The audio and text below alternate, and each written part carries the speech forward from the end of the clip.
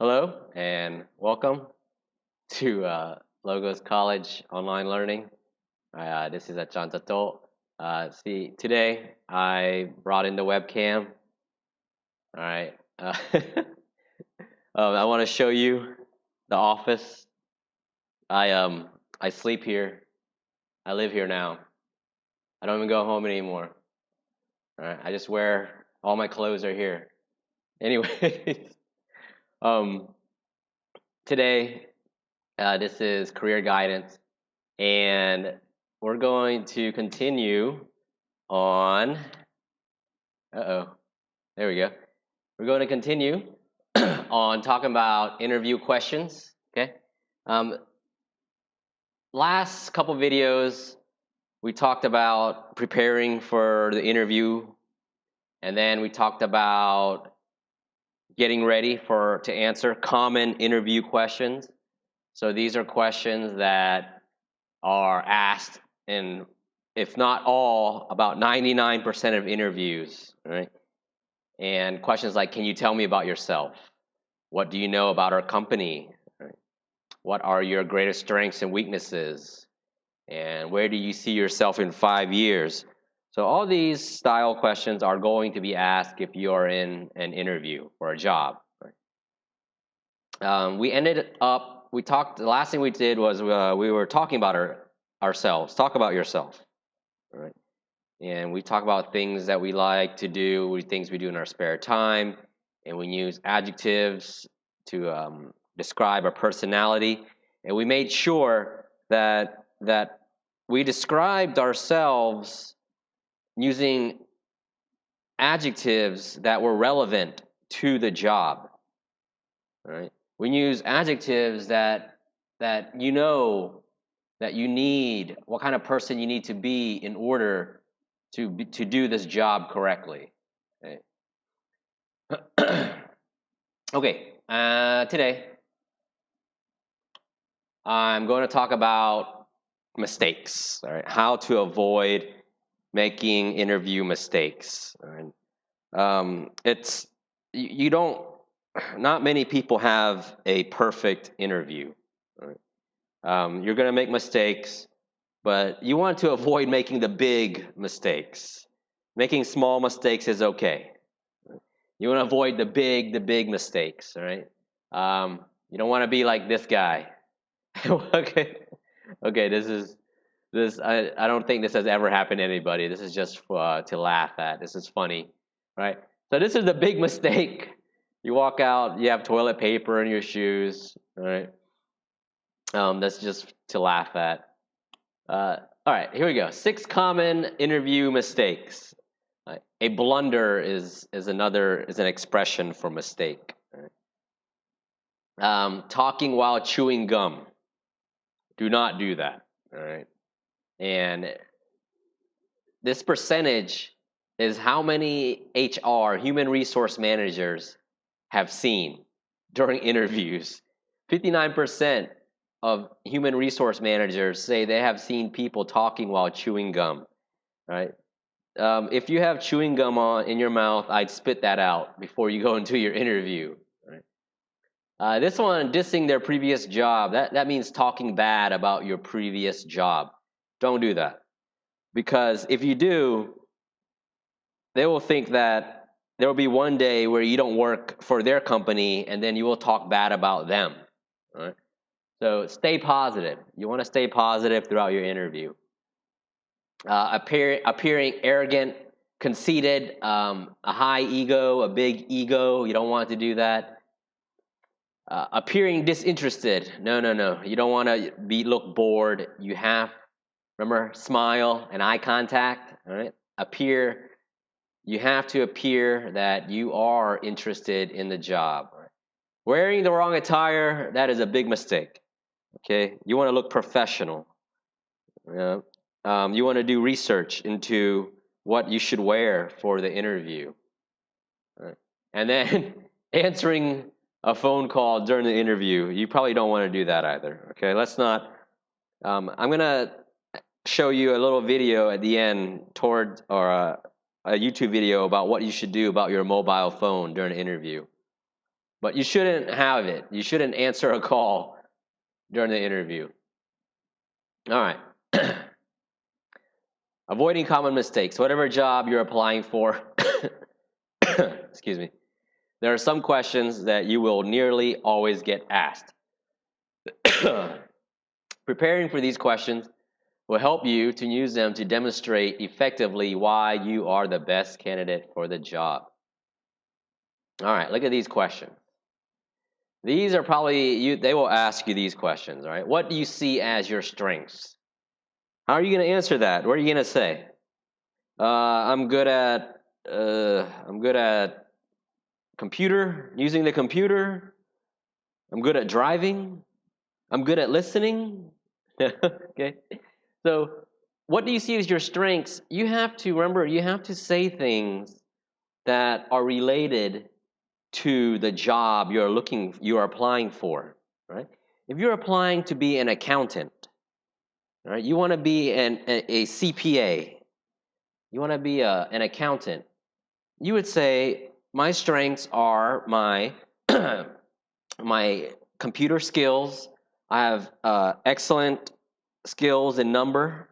All right, my numerical skills. Okay. So you always want to answer these questions with something that is related to the job. Right? And remember, transferable skills, skills like leadership skills, communication skills, interpersonal skills, right? Social skills. Those are all skills that you can use in any job you apply for. Right? So when you answer these questions, when you answer the question, what do you see as your strengths? Make sure you use transferable skills. Right? Number 2, what university did you attend and why did you choose it? All right? They'll ask you that. What are your weaknesses? They'll definitely ask you that. Right? I'll show you how to answer this correctly. Right? What are your weaknesses? You don't want to speak negatively about yourself. Right? You want to turn a negative into a positive, and I'll show you some examples of that. Right? And what do you like doing in your spare time? Okay, here they definitely want to know how well do you spend your time. All right? Are you lazy? All right? Are you sleeping all the time? Are you always playing games? Are you always hanging out with your friends? All right? They want to know what skills, what transferable skills that you have that can relate to the job. All right? Okay. I'm gonna play this audio between Grace and Oliver, and we're gonna break down the audio. All right? It's about a 3-minute audio. And we're going to break it down, and then we're going to discuss it together, okay? So I want you to look at part C, A through H here. This is important advice that you should know and remember, right, during your job interview, right? So each one of these things is something that you should do, right? This is very important advice, hints, and tips. And they're sharing tips on effective ways to answer these 4 questions right here. 1, 2, 3, 4. You notice I numbered each one of the pieces of advice already for you. Right? And advice A and advice E help you answer question number 1, which is, what do you see as your strengths? And the way you should answer that is, you use examples from your experience to support your claims. The most important part there is examples. You want real, honest, truthful examples for support, right? Just don't say that you did something. Just don't say that you are good at something. All right? Prove how. How were you good? How are you good at this? And what else it says? Don't use tentative language such as I feel or I think I'm good at, okay? No. Say, I know, right? I am, I definitely, for sure. Right?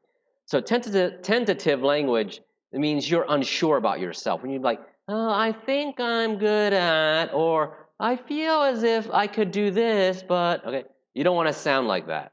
You want to sound very confident.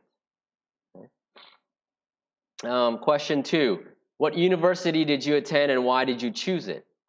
So here they say, B, here's the advice. Don't say that you chose it because it was closest one to home.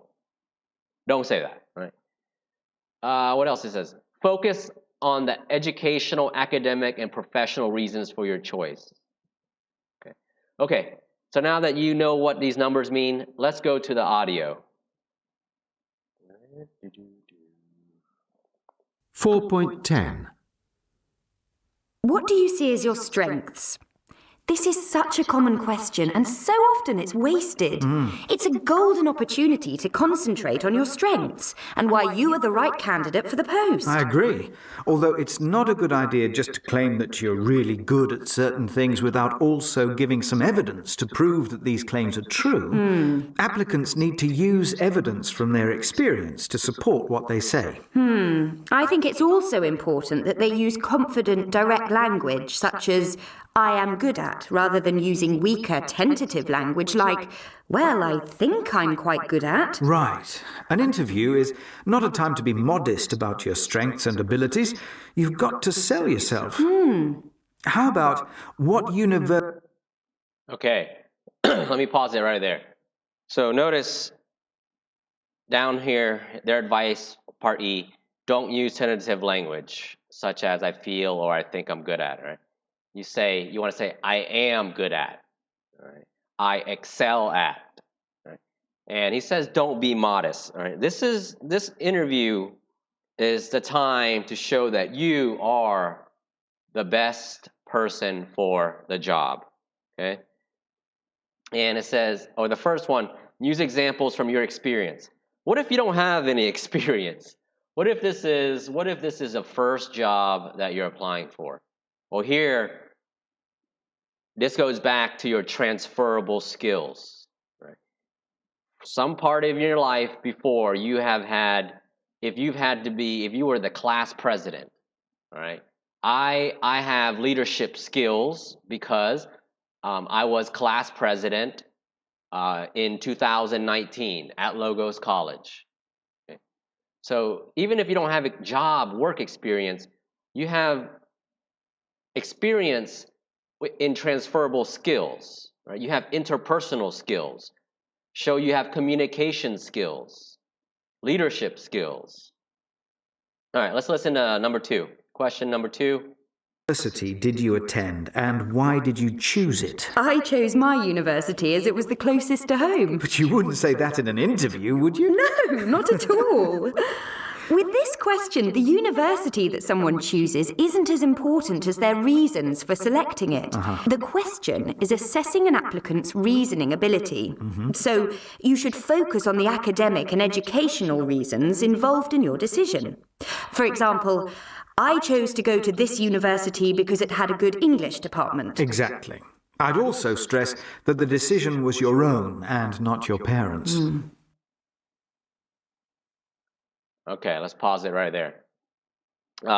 Notice she says that you don't want to say that you went to this school because it's close to my house. No. The reason why I went to this school is because it has the educational, academic, and professional programs I needed to learn in order to pursue a career in being a lawyer, being a doctor, being a businessman, businesswoman, right? Being an accountant, being a teacher. Right? So you want to give reasons that are educational reasons or professional reasons. Right? You don't want to say, oh, it was cheap. It was very cheap and it was close to my house. No, you don't want to say that. All right, let's go to question number 3, which is what? What are your weaknesses? Okay, this is a good one. I want you to listen carefully to this one. What are your weaknesses? What do you think of applicants that say they have no weaknesses? Well, I'd think that they're lying or completely lacking any sort of self-awareness. I would use this question to give a weakness that could be perceived as a strength, such as, I can be a bit of a perfectionist. Although I would avoid personal characteristics that could be perceived as serious character flaws. I'm not sure I agree. I would state a knowledge-based weakness. For example, needing to improve IT skills, and then go on to talk about the things you are doing to remedy this problem. Now, what about...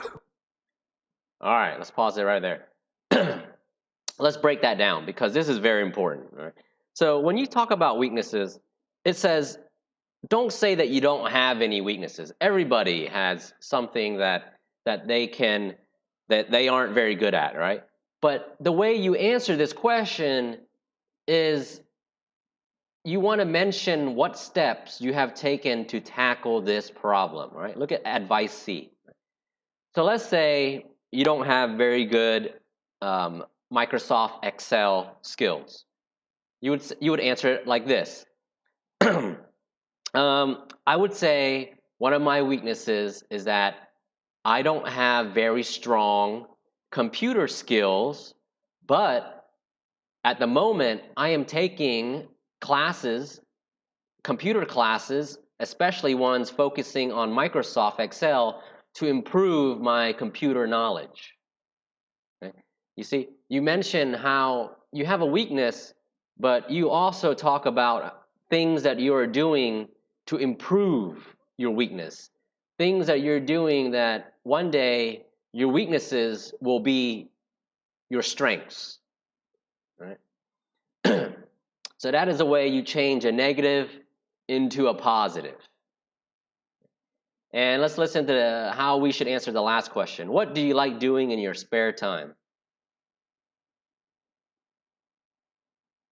What do you like doing in your spare time? What interviewers are looking for here are your transferable skills. Yes, exactly. So somebody who likes team sports is likely to be better at working in a team, whereas individual sports might indicate determination and self-motivation.